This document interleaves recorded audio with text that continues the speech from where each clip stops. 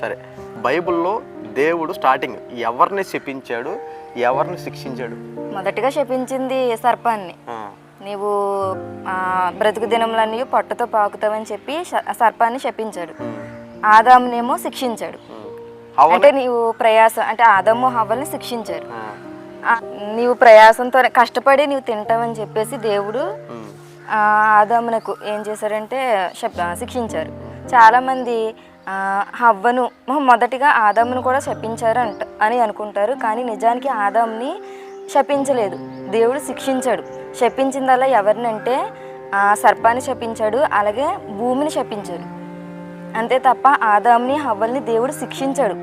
ఆదాముకేమో తినే విషయంలో ప్రయాసంతో మనం కష్టపడాలి అని, అలాగే హవ్వ విషయంలో గర్భవేదన, అంటే స్త్రీలకు ప్రసవ వేదన వస్తుంది కదా, సో ఆ రకంగా ఆడవాళ్ళకు ప్రసవ వేదన అనేది వస్తుందని చెప్పేసి హవ్వను దేవుడు శిక్షించాడు.